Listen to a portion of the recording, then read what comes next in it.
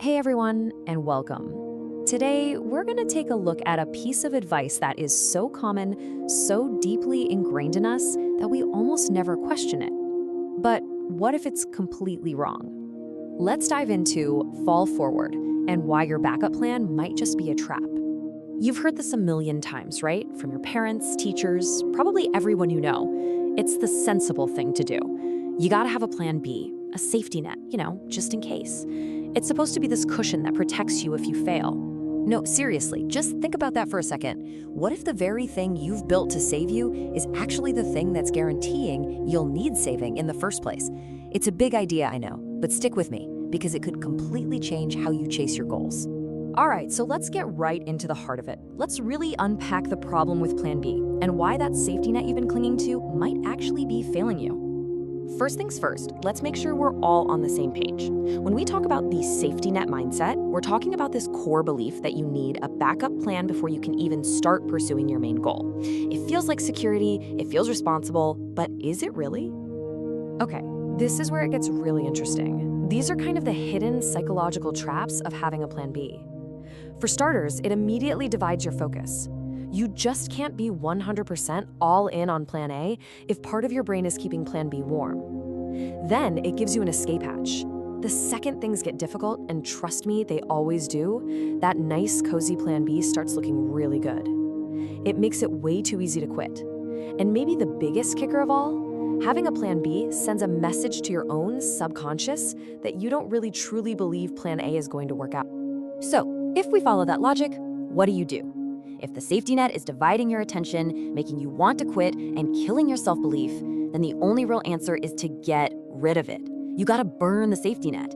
It sounds extreme, I know, but it forces a level of commitment that's just impossible when you have an easy way out. So if we're not falling back, what's the alternative? Well, that brings us to this incredible concept, the fall forward philosophy.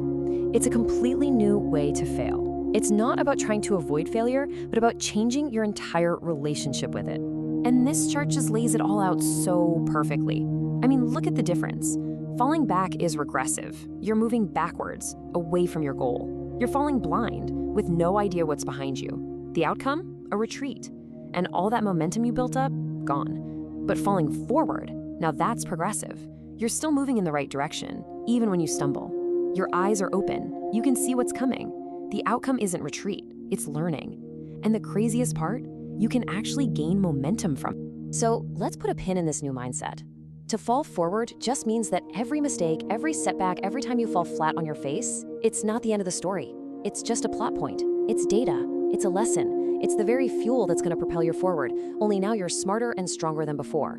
This quote just nails it, doesn't it? I mean, just picture it. When you fall backward, you're completely out of control. You can't see what's coming, you can't brace yourself, but when you fall forward, you can see the ground. You can put your hands out. You can learn from the impact. You can use that very impact to push yourself back up again. It's an active, powerful way to engage with failure. Okay, this all sounds really good, right? It's inspiring, but how do you actually do it? How does this work in the real world? Let's break down how you can actually put this fall forward philosophy into practice. Honestly, it really just comes down to these three things. First, you have to commit, fully, go all in on Plan A, and that means completely eliminating the idea of a Plan B.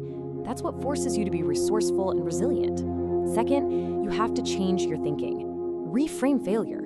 It's not a judgment on who you are, it's just feedback on what you did. It's incredibly valuable data. That's it. And finally, you have to actually learn from the impact.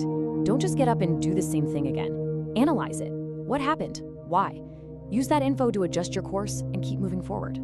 So, I'll just leave you with this one question to think about. We spend our whole lives being so afraid of failure, seeing it as this massive step backward. But what if we've been looking at it all wrong? What if that next failure you're so scared of isn't the end of the road, but is actually the next essential step forward?